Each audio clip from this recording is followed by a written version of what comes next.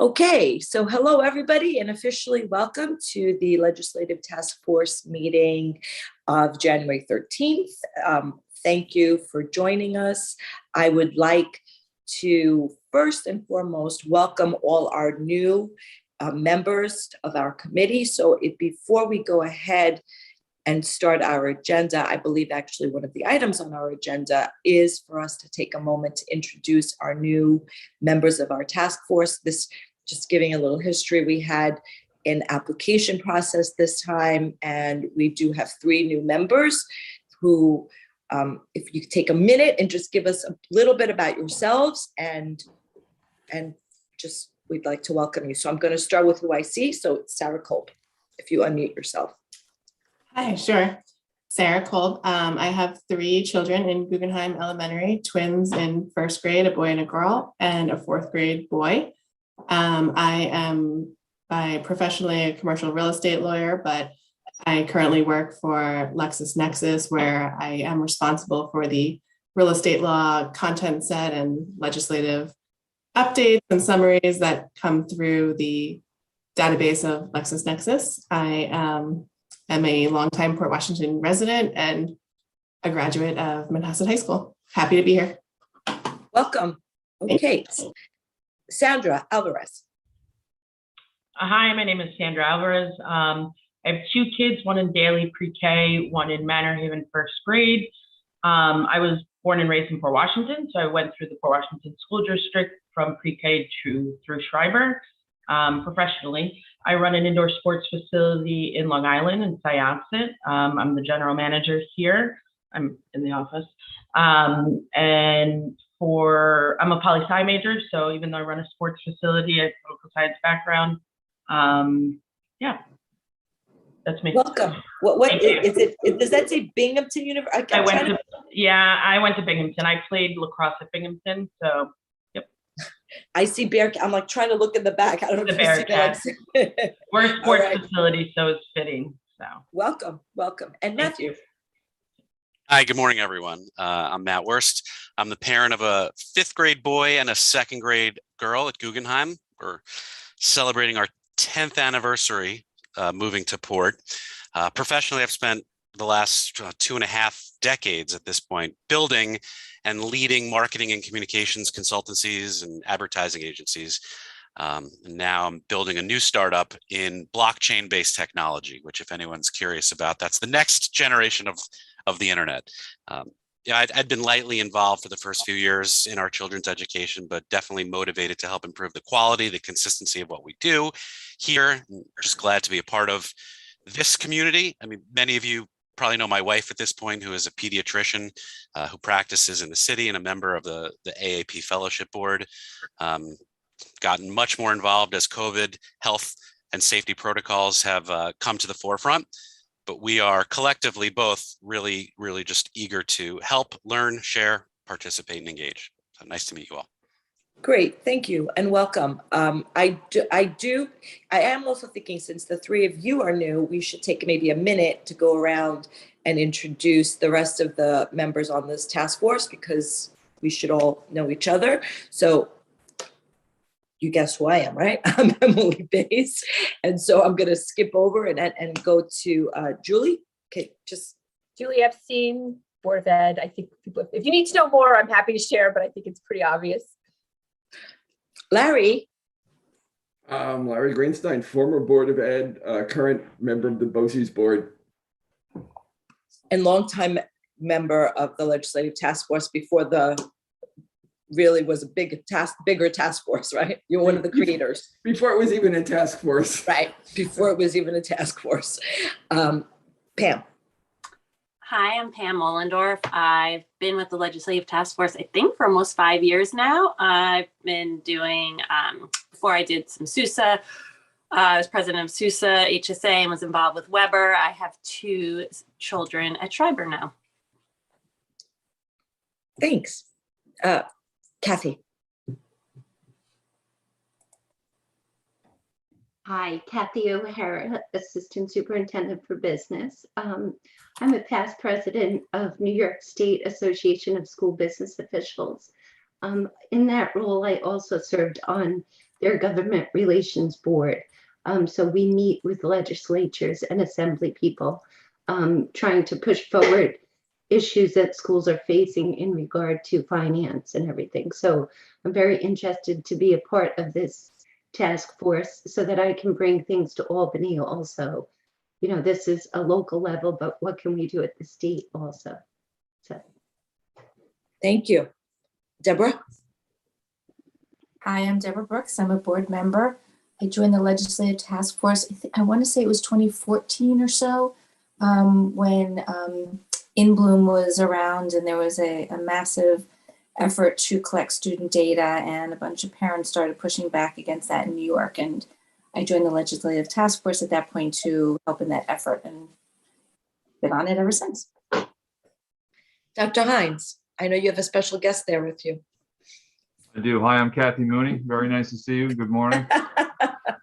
I'm just kidding. Great to see everybody. I see some new faces, some old faces. Much appreciated you taking the time out of your very busy day to join us. To the left or to the right of me, depending on how you see me, is Shannon. Shannon is our new communications, I'm going to say, officer.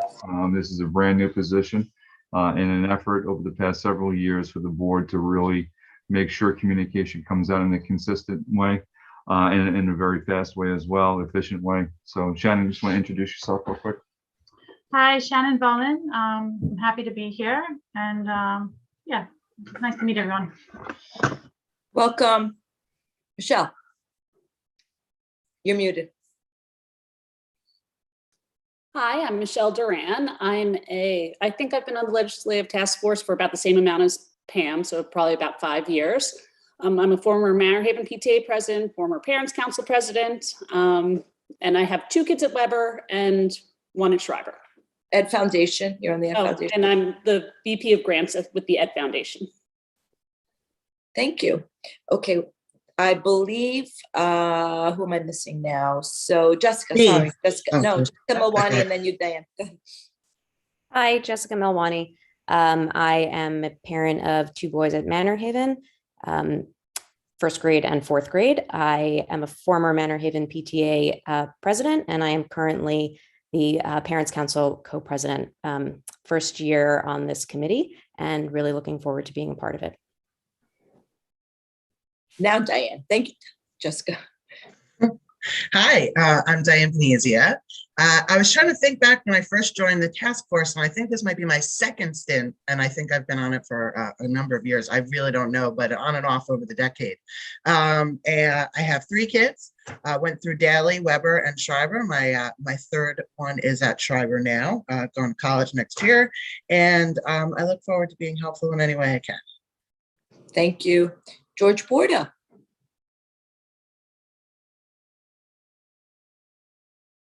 George, you're muted if you're speaking. Okay, I'm going to skip over. Ronald Rochester, I know was on another call. He said he was dialing in, but Ronald Rochester is also a member of our task force, and he has been with us for a very long time as well. So here comes Ronald, George Borda. George? Yeah, hi, I'm George Borda. I'm a parent. I have an 8th grader, and I have been with the task force for a few years. Thank you. Thank you. Okay, everybody, thank you. And that is everyone. Thank you, everyone, for joining us today. I am going to ask Julie if she could share the screen with regard to our agenda for today. So we did do our introduction of new members and just did a little round about who everyone is. The agenda for today is centered around, again, for the people that are just joining us, when we had our first meeting of the year, we did do some brainstorming and discuss some ideas on things that we can take on this year. They were FoundationAid, civil service certification, and shared services with the town of North Hempstead or Nassau County. So we're going to take a few moments to discuss those items, and then we'll go to community comments. So the first item, next page, Julie. It would be, well, there's one page, right? So let's first discuss foundation aid. Miss Cathy, can I turn to you and ask for you to give just a brief update?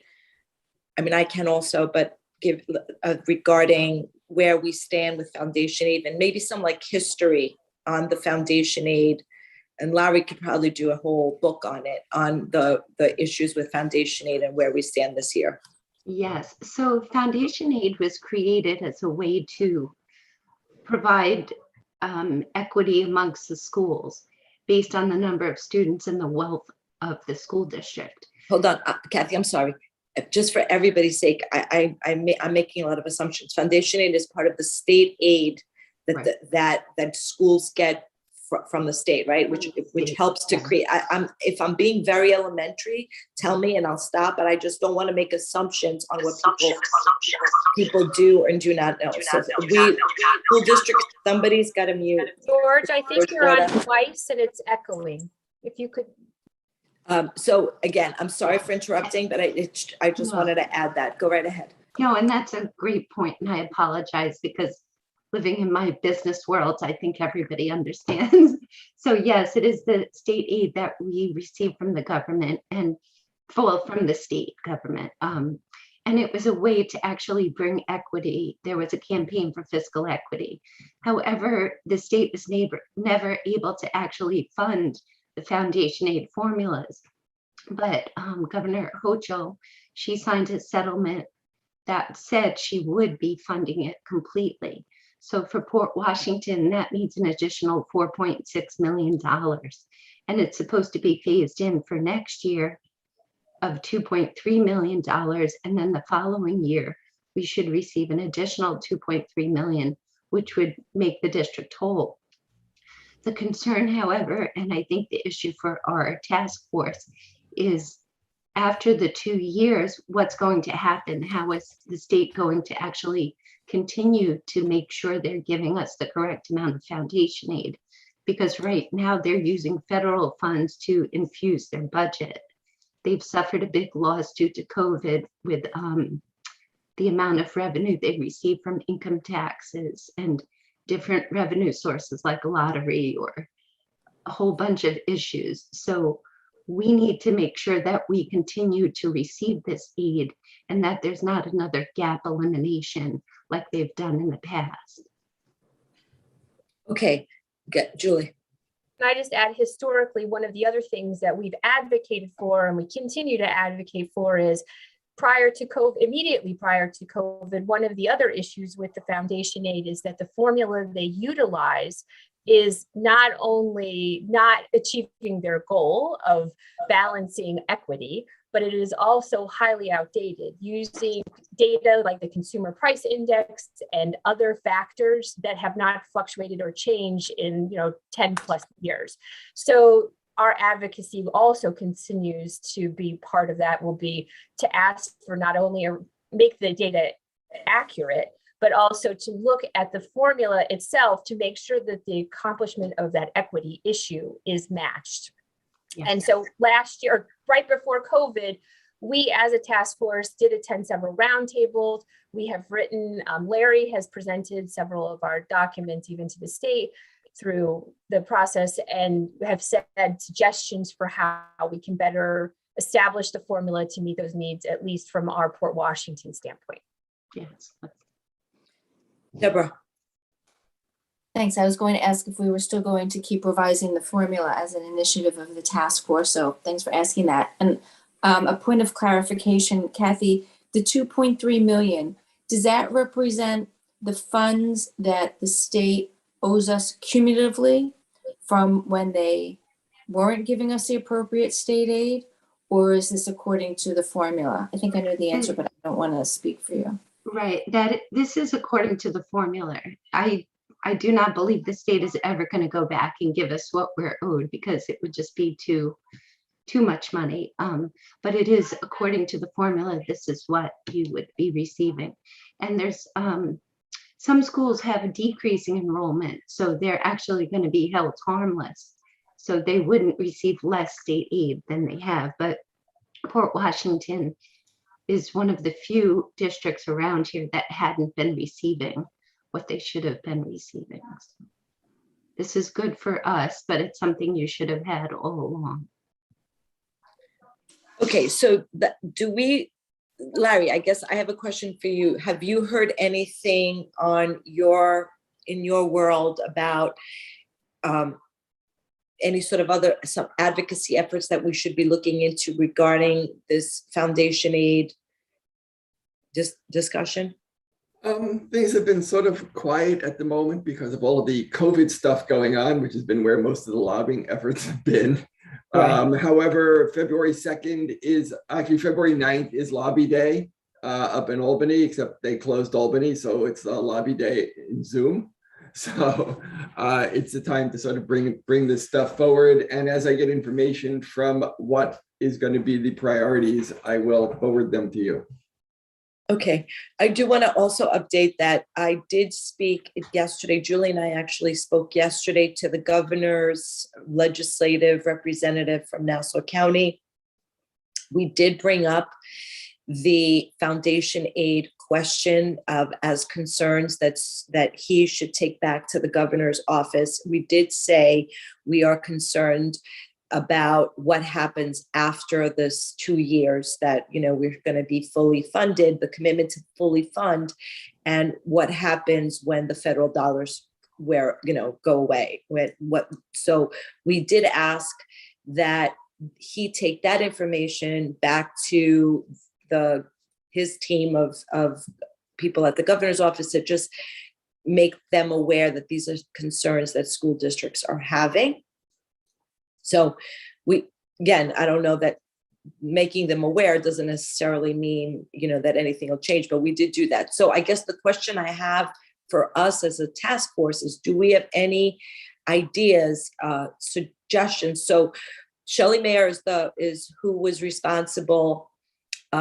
So should we reach out? Like where do we stand? Do we want to continue the advocacy that we've had so I'm asking for ideas. Sandra, I see your hand up. I just had a question to clarify for the formula that Port Washington proposed. There's been no change on the formula, right? Just to clarify that yes. So just for some history-wise, right before all of the COVID world just destroyed everything, there were efforts by Senator Mayer, who is the Education Committee chair at New York State, that she started a whole roundtable on revising the formula, and she was very active in trying to get the formula revised out and making it a more equitable type of formula.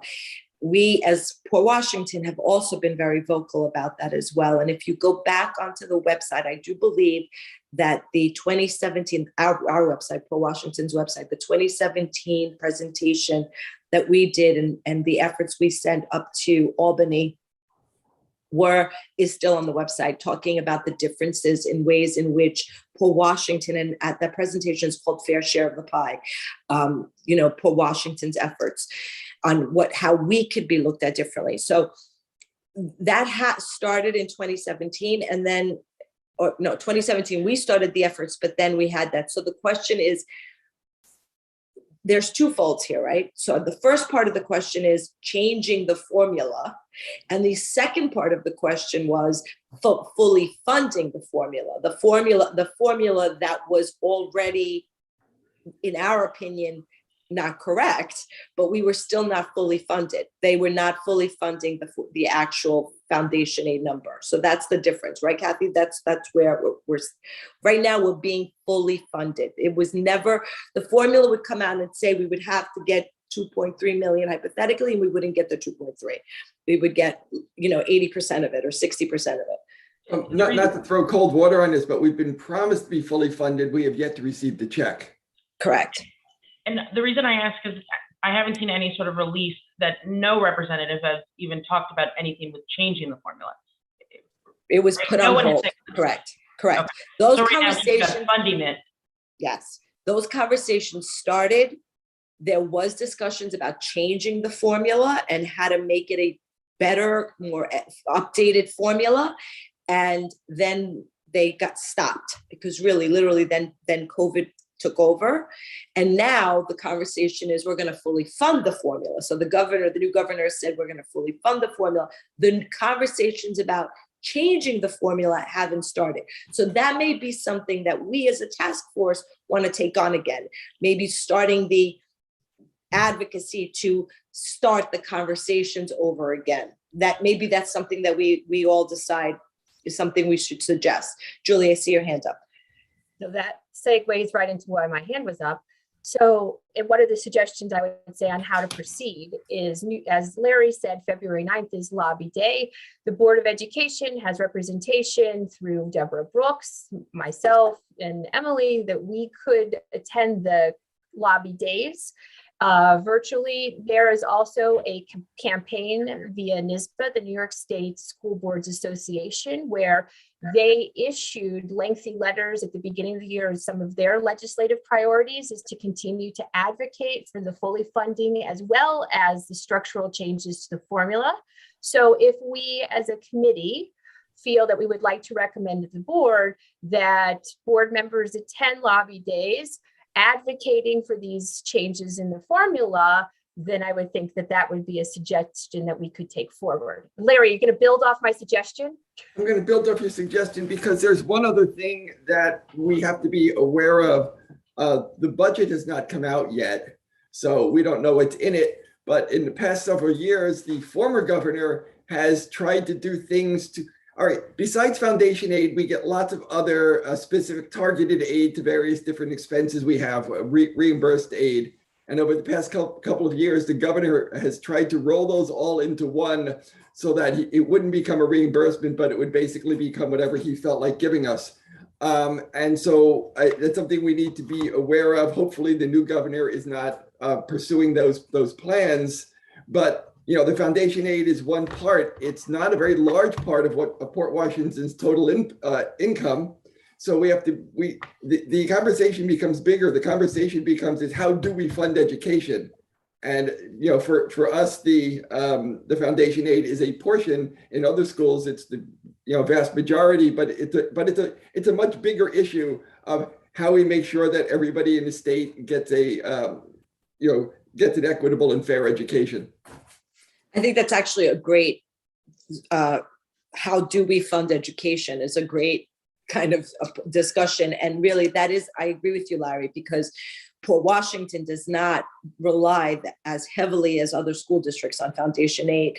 And in giving again some history, back in 2017, when we did do our strong advocacy with our legislators about getting Port Washington our fair share of the pie, which we still advocate the same way for, it was not in foundation aid that we got a lot of our increases in, because we did wind up getting increases in as part of that effort.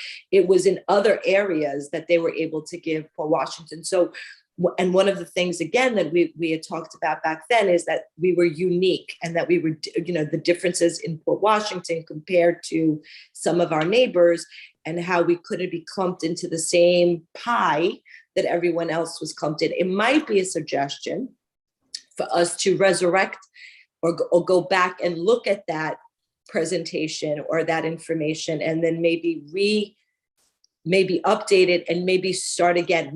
Since then, there's new legislators, there's a new governor, and maybe that's something, again, a suggestion, maybe that's something that we should start, maybe look at and try to get that back on the road again. Dr. Hines, I see your hand up. Yeah, real quick. Do we know of any state that had a formula and then has changed its formula over time, like an exemplar of that we could attach ourselves to that works in our favor? I don't. Larry, do you? Any state? I don't know how. I think New York is somewhat unique in how it funds education to begin with, because we actually have the constitutional mandate that everybody gets a equitable education. Other states, we're one of the only states that have school districts.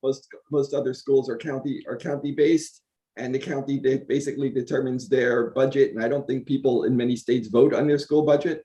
I think it's just like the Department of Transportation gets funded, et cetera, et cetera. So it's all basically out of the people's hands. Yeah, I mean, the reason why I'm asking is because I know, for example, a lot of educators have been complaining about, let's just say, the number of Regents exams. We're one of very few states that have between 4 and 5 exit exams. And now they're finally getting around to addressing it and potentially changing it in some way. But that's because, you know, evidence has shown in other states that very few states have that many tests in order for a child to graduate. And so I don't know if it's in the Northeast where states potentially have our type of, I guess, funding system, but it sounds like that's not the case. I thought for some reason maybe some of the New England states may have, but it sounds like I could be wrong. It's possible. I don't know if every state, the states that I do know of are not necessarily New England states. New England might be more closer to New York, and that we all set up in these very provincial ways when we were established 300 years ago. Because, and again, not to belabor this, but it seems like if we're making a suggestion to change the formula, the answer will, well, their question will be to what? Like, what does that actually look like?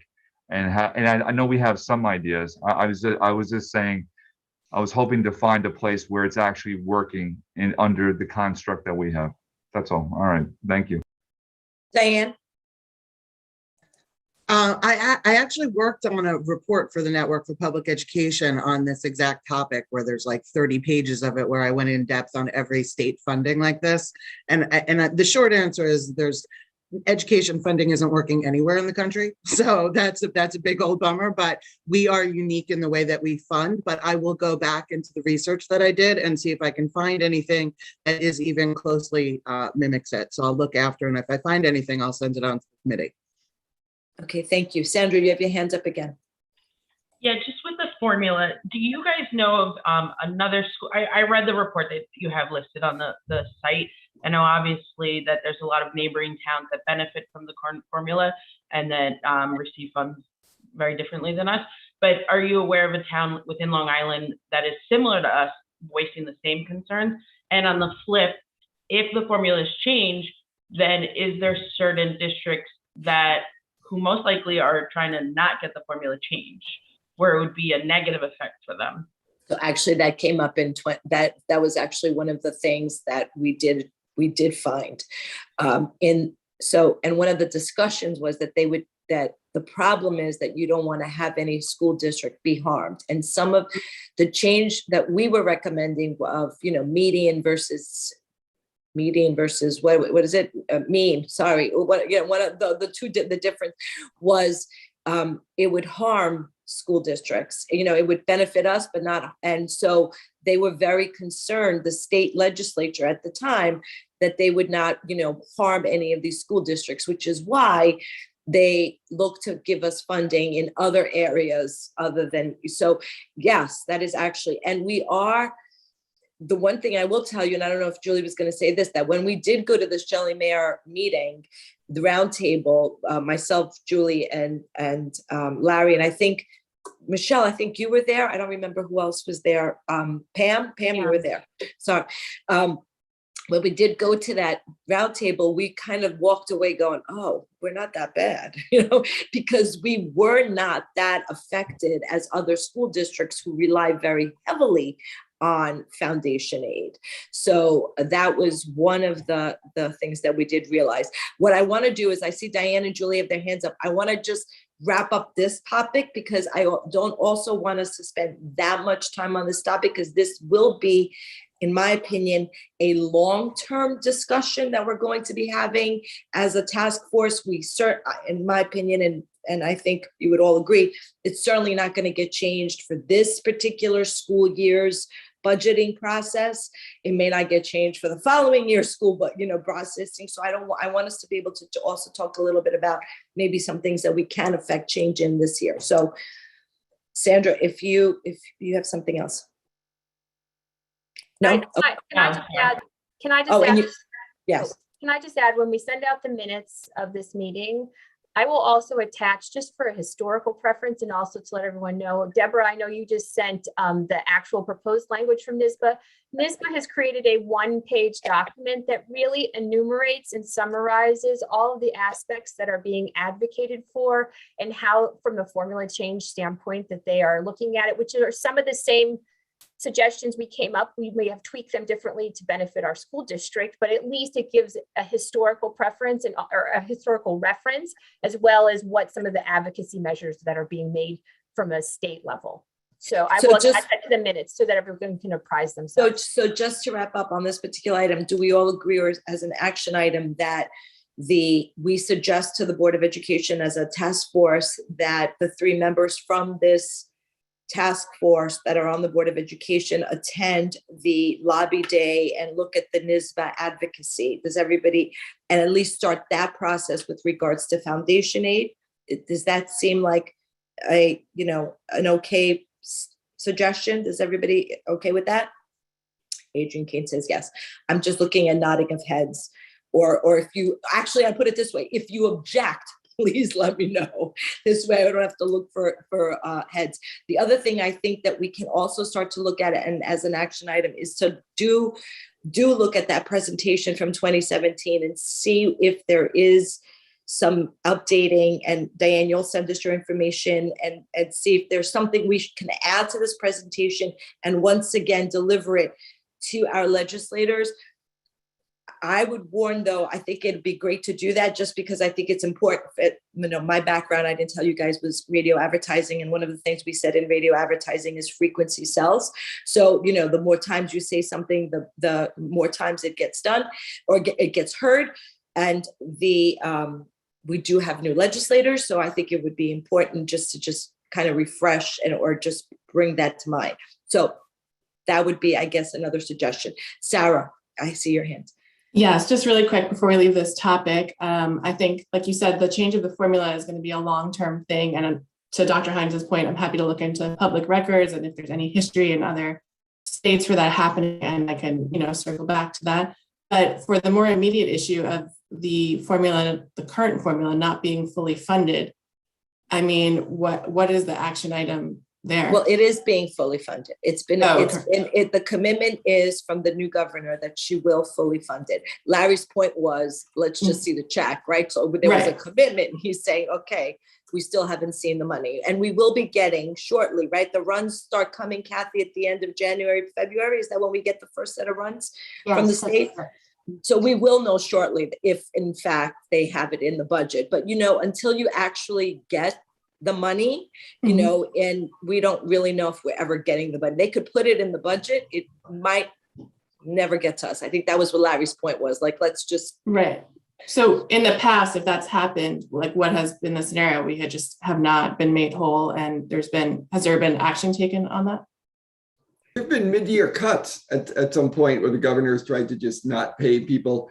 It's very unlikely that the 2.3 million from this year won't go through. The question is what will happen next year, because then, the entire year's worth of economic activity in the state is going to come into play, and their pot may be bigger or smaller next year. And if their pot is smaller, that may be some of the low-hanging fruit.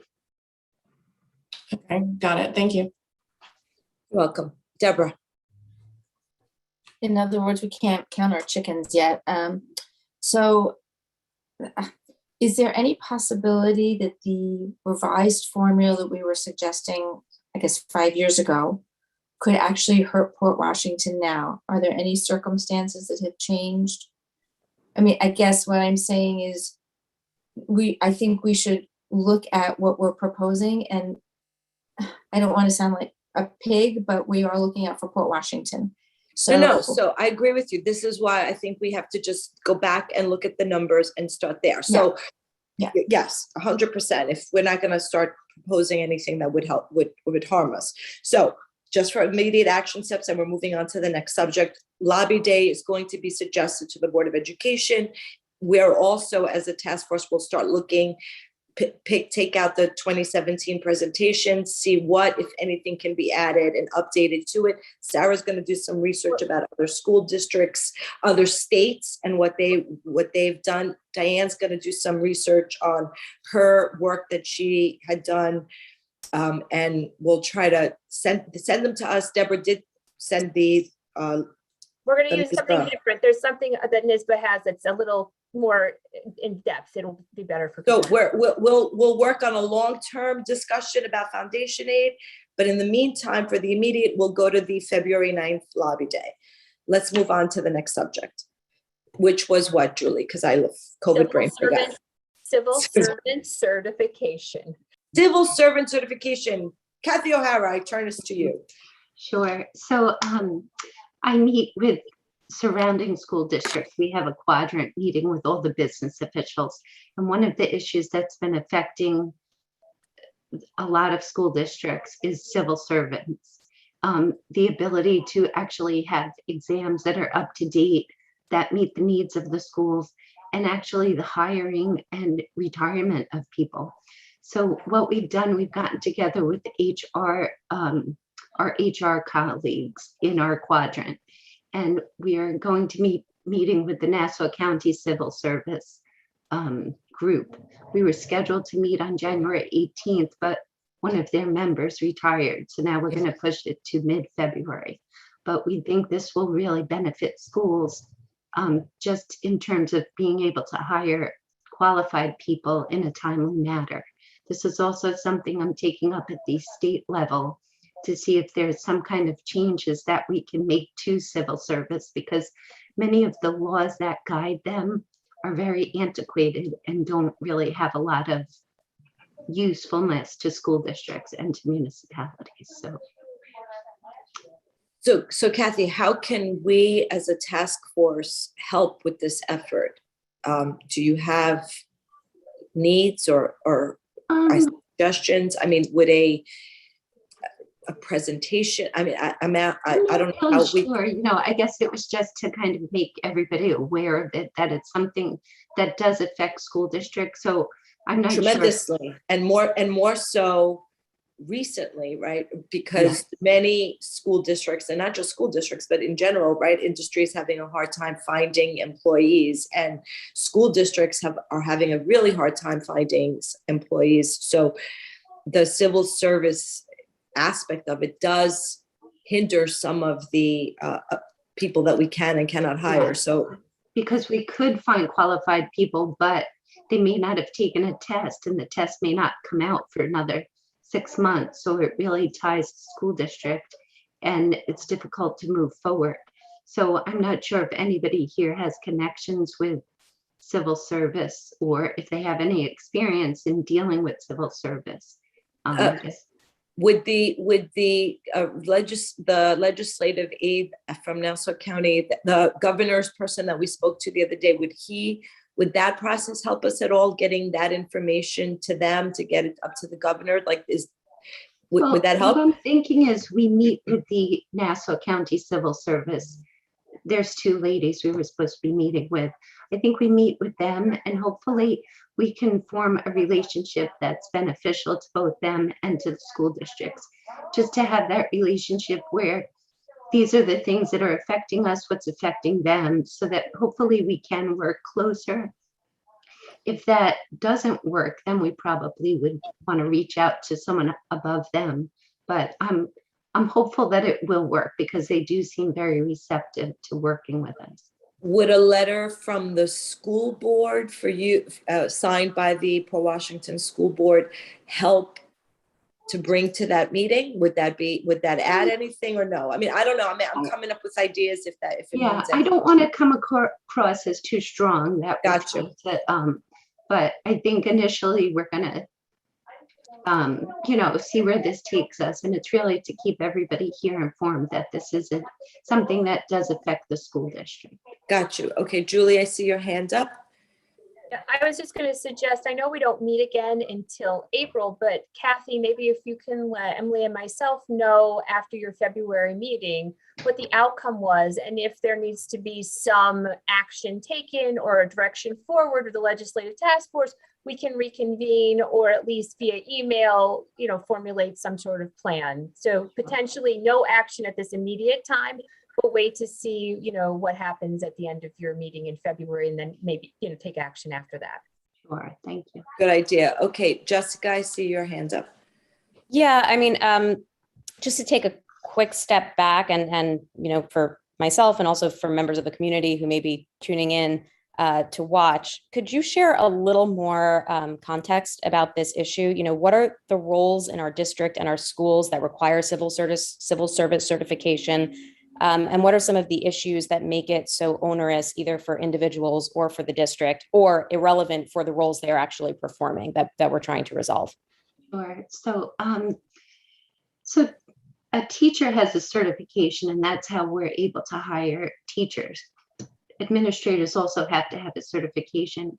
Anybody else in the school district is required to take a civil service exam and to be appointed through civil service. We can't just put an ad in the paper and hire somebody who has background. It's very difficult. Everything has to go through civil service. So as people retire, you have to actually go to civil service and let them know someone's retiring. That could take like 2 or 3 weeks.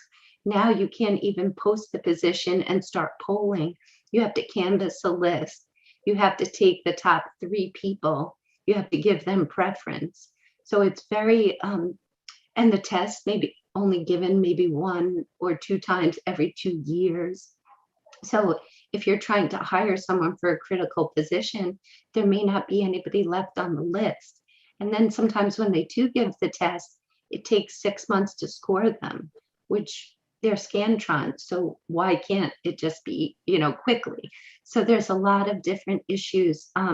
Also, I think in New York City, if you have someone who hasn't taken the test, but they're qualified, they can actually be appointed provisionally. And if they're successful for 6 months, they can actually be appointed. So that's something we're going to work on at the state level to see if that's something we could do also in Nassau County. Suffolk County Civil Service is a lot more advanced, if you will, than Nassau County. Nassau has taken a little while to actually move on some of these issues. So that's something we're trying to help.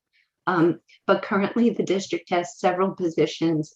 We're trying to fill clerical, we have custodial, a number of positions. So it's not teaching, it's all of the support staff that's really affected. Thank you. That's actually a good, Ronald, you have your hands up. Yes, I did. Actually, she answered part of my question, which was provisional hiring. Why, for us, how can we do that? And in addition to that, I was saying, do you know anyone anywhere where we can we advocate for that with the county or somebody so that we can get provisional hiring? Because that would make sense. A lot of people, some people don't even realize they need the civil service. So if they, they're qualified to get hired, and within 6 months they can take the exam and boom, then they're on. I mean, that is something we've looked into, but that's when we were told that's really at the state level. So that's why I'm going to take it to the state. I have spoken with New York State ASBO about making that a priority. So, but the thing that is frightening for people, if I was clerical and I was appointed provisionally, if the test comes out and somebody scores higher than me, I'll be out of a job. So it's very difficult to get really qualified people to leave another position to come here with uncertainty. So it really ties the district's hands. Well, that's what I'm saying. If maybe I understand that situation, but maybe if it's provisional hire, and it would be something we have to get stated that if they were hired by the school district, then even if somebody scored higher because they were already working, they could stay on, something like that, which would be, I mean, that's something I had to put in with the state, but maybe that's something we can look into. That way we could get, hired. If they're qualified, even, and they're already working in the district, they're provisionally hired, then, keep them on or whatever, not that way they don't lose the job. But the people that you were talking to, are there other people in the state? I mean, is one of our legislatures that can push for that? Or should we talk to them and talk to them about pushing that? That's actually, so would the Nassau legislature help or no? Is civil servant all on their own? I believe it has to be changed. The civil service law has to be changed at the state level first, and then that could go down to the county level. So that's why we're going to see if we can propose a bill to, we have to have sponsorship by an assemblyman and a senator. So Cathy, when back in, I don't remember when Julie and I did go speak to Anna Kaplan and Gina Civility about civil service, if it was part of that after our first initial meeting, when we spoke to them, they said that it was really nothing that they could do. It had to be at the county level.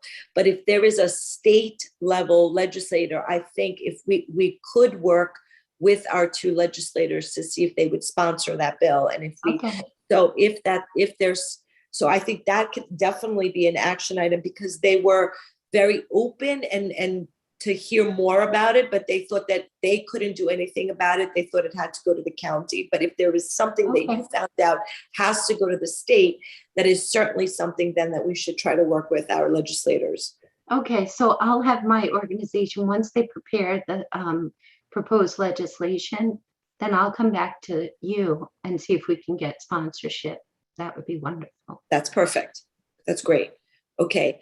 Yeah, and if we do find out, just quickly, if we do find out it's something in the county, I do have some people in the county, I can reach out to them also. Okay. Perfect. Thank you. Larry? So yeah, I have a question.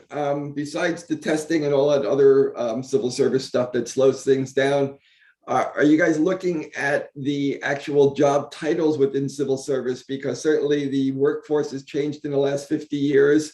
But yet we still have stenographers. I don't know of anybody who actually does stenography very much these days.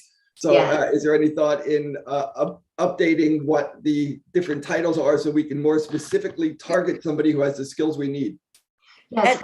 And the test too, right? The test has a typing, you have to type a certain number of words per minute on the test. Which isn't, yes. So that's one of the things we wanted to work on with the civil service, because there's titles that are specific to school districts also, where a municipality might have different needs, but the school districts definitely have different needs than other schools. So we were saying we could actually come up with some of the testing or some of the requirements, the business officials. So I have about 5 other business officials and 4 HR people that are on this task force, and very, very passionate about it. School districts should be pretty good at creating tests.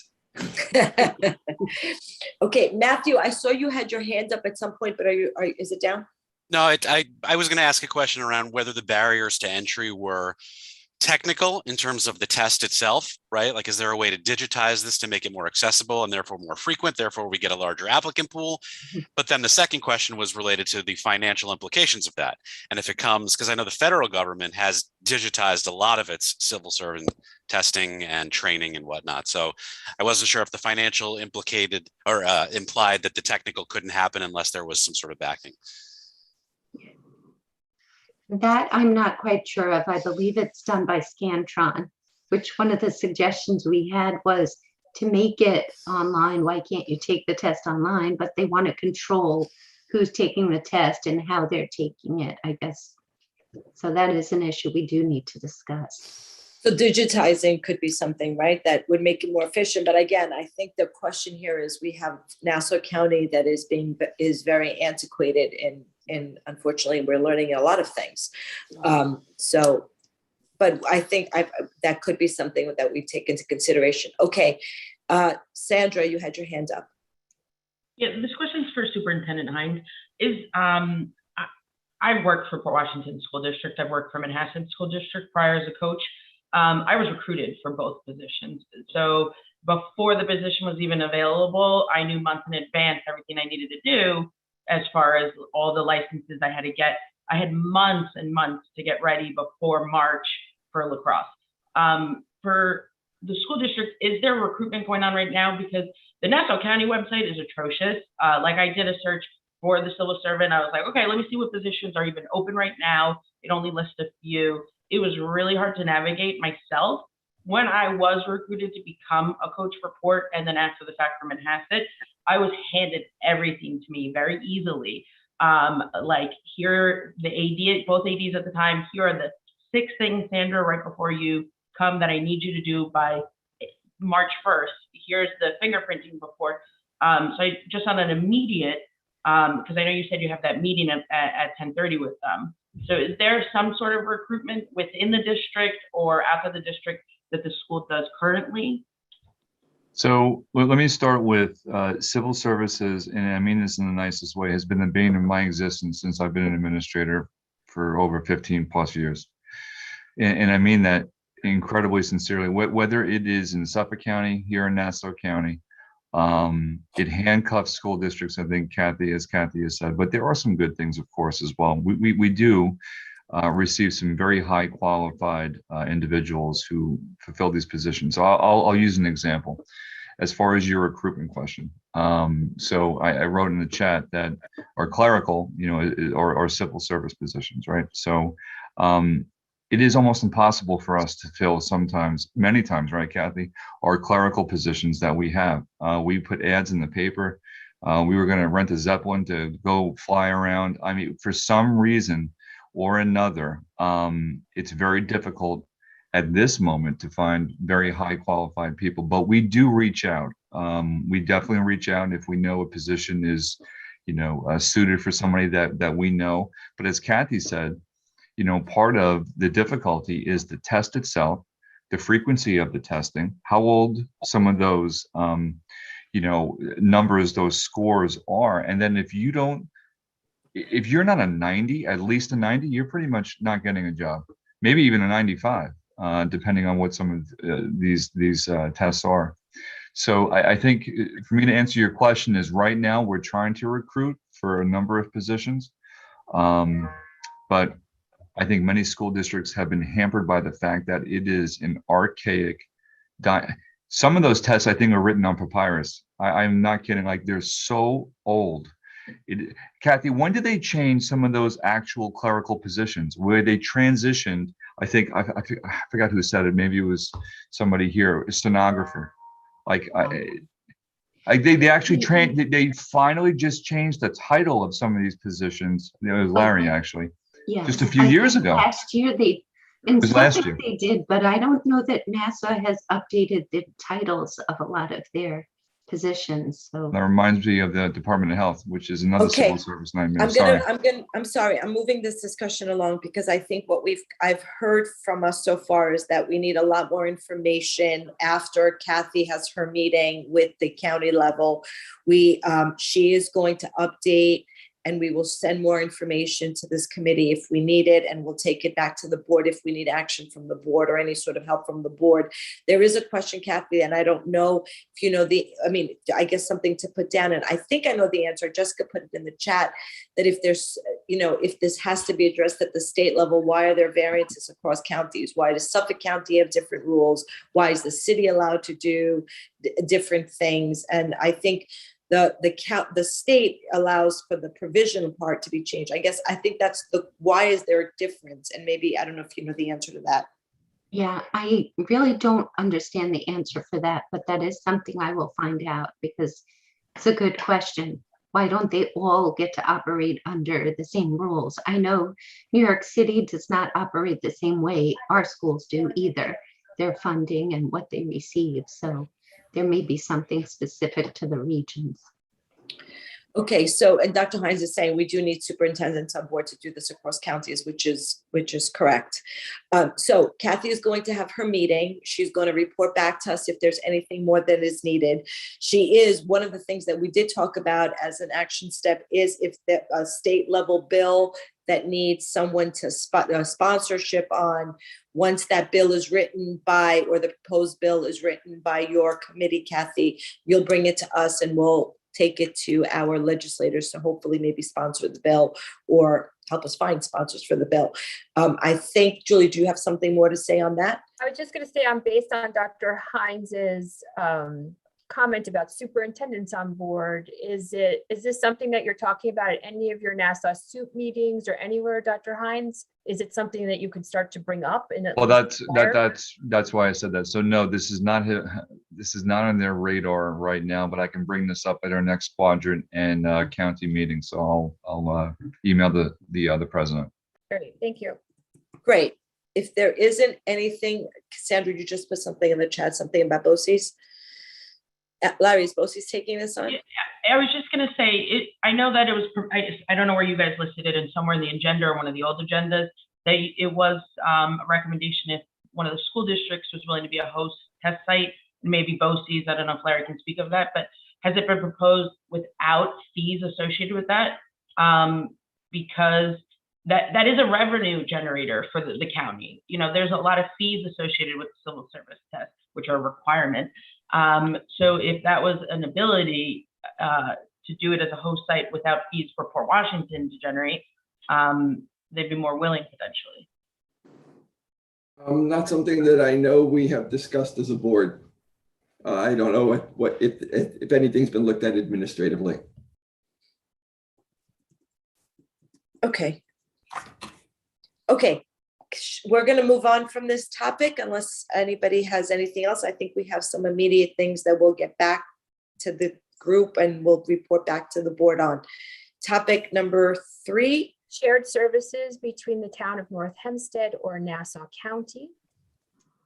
And Cathy, this again was your suggestion, and I don't know if you want to Sure. Just briefly, this is really to see it as an idea generator. If anybody had other perspectives, some of the things we currently share with the town, we have fuel that they're using. We receive fuel at a discounted rate because of the volume. So that's one area. I just kind of wanted to put it out to the group to see if there were other ideas that people would have. Things such as like snow plowing or cutting of trees, things that we might have to contract out. Currently, we do a lot of that in-house, but there was funding from the state that if we were able to share amongst municipalities, we could actually receive matching funds from the state. So I just wasn't sure if anybody has connections with the town or, you know, just suggestions really. So we do have connections with the town. I think we also have connections we've heard from with the county. And I think if this group agreed, if we all think it's something worthwhile, I think we can suggest to the board that we do then. So again, procedurally, I just want to go back to the procedurally part. So if this task force thought that this is something that we should be taking on, the task force would make the suggestion to the Board of Education. The Board of Education would then say yay or nay. Yes, task force, we think you should go forth and deliver on this campaign. And then we would come back here and start our efforts. So that I just want to make sure that we're all clear on how it works. So if we thought that this is something that we should be taking on, my vote is yes, but I think we should absolutely discuss that. There are definitely, if you think, Cathy, that this would be something that we could get funding from the state if we had more of those type of efforts, and B, reduce the costs to our school district, I don't see a negative to this. We could certainly set up a meeting with our town council person. We could set up a meeting with our the county legislators, and we could go for, try to start those conversations on different places that we could be sharing the funding. That's my opinion. I mean, I agreed. In Suffolk County, I was involved with them with the shared service effort. That's why I'm very familiar with it. I did reach out to someone at Nassau County to see what they were doing. They're not as far along as Suffolk. Suffolk has a website and everything. Oh, so, what's going on with Nassau County? Oh my God. Yeah, I have offered to be of assistance and work with other business officials too. So I think Nassau wants to get there, but they're just not there yet. So. Yeah, okay. So I see Julie. I was just going to suggest, I do agree that this would be something that we should definitely take to the board level. Cathy, I don't know if you have, especially if we want to advocate forward, you mentioned like snow plowing, cutting of trees, and I know that those are some of the things that we do as a district, we don't contract out. If there was a list of suggested items, both that would be something that even we as a district do, or that we do contract out with the dollar amounts that we're currently spending, I think that if we could have something like that prepared, it would also help us see what the ramifications could potentially be if we were able to share those services and better negotiate with the town. It would also behoove us, if Suffolk already has something like this established, maybe somehow finding, if I don't know if you're aware of how their plan works, but I'm assuming when you talk to Nassau County, did you share that this is the formula of what they do in the framework, and they still were just a little slower maybe with it, but having those two things in hand might help us better formulate, you know, kind of a proposal to them as well. Yes, the lady at Nassau was familiar with Suffolk, and she knows Ed Moulton is his name. She knows him very well, so they're trying to mirror what they're doing in Suffolk. So, but it's a purchasing program too, where if you had extra vehicles that you were surplusing, I might be able to go on and purchase those.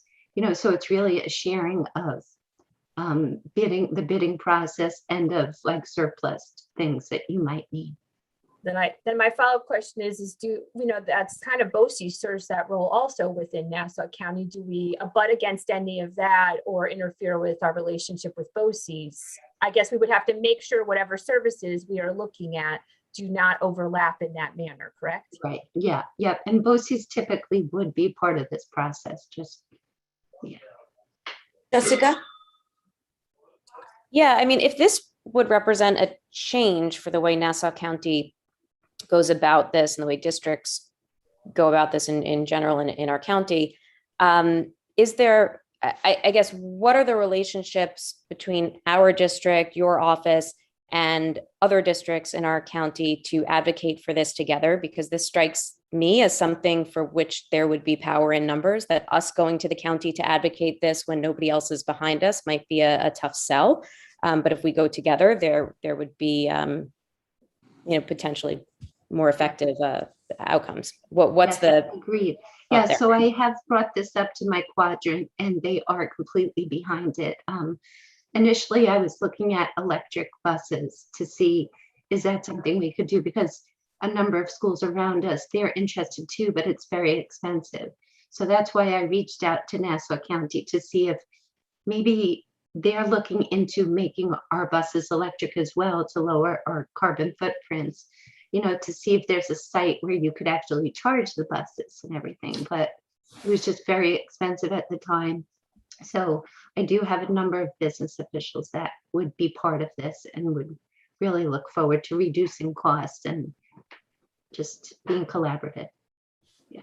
So then in that same vein, just and to piggyback on Jessica's question, is your quadrant, have they come together then? So you looked at electric buses. Did maybe, again, looking at that list of what it would be the shared services that we think, and coming in numbers with the shared services, the costs and things of that nature, that would make us more powerful in our proposal. I do agree. We are stronger in numbers, especially when going against the county or going with the county. Sure. So if maybe that would be a suggestion that we could look forward into as well.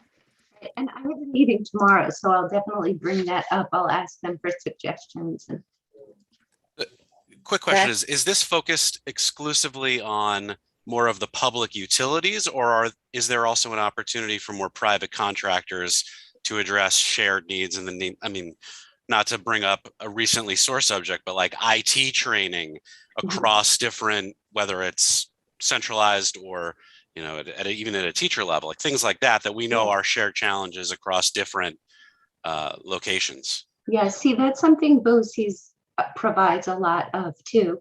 In smaller districts, they actually have like shared IT, directors of IT, but a lot of our districts here in Nassau are much bigger. Like out east, you'd have a lot of reasons for shared services, but things like plumbing and services like that, or mechanics, that's something we could go out to for a shared bid, and that would be helpful. But if the county already has master plumbers or things like that? Could we pay the county instead of paying somebody else? You know, and that's kind of the issue. And that's what New York is trying to lower the requirements so that municipalities can share services. Diane wanted to put a question in the chat. The quadrant, when you say your quadrant, who is in the quadrant? Sure. So it's Jericho, Manhasset, North Shore Schools, Great Neck, Hewlett, Great Neck, yes, Glen Cove. There's probably like 10 different schools. So it's probably everybody that we always compare, right? Nassau County. It's your Nassau County school. It's the Nassau County counterparts. Yeah. Okay, so what I'm hearing right now is that you will get a list of suggested items together. You'll get a list, we'll look at the Suffolk plan, and you are going to start the conversation and then get back to us with what types of things, how we can be of any help, right? So the conversation, it's all back on you again. Sorry, Cathy. No problem.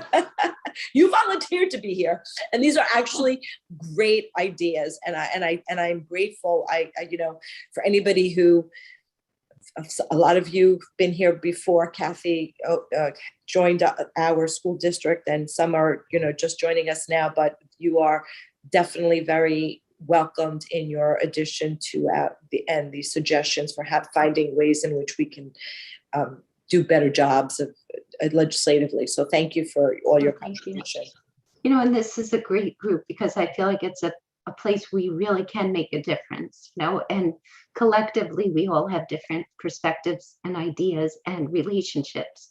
So I think we can really move forward. Thank you. Okay. So we do not have any more agenda items for today, unless anyone has any other ideas or suggestions from the task force. I will go to community comments. Does anybody have anything that they would like to share? Any questions? Thank you all, by the way, for being very active in the discussion.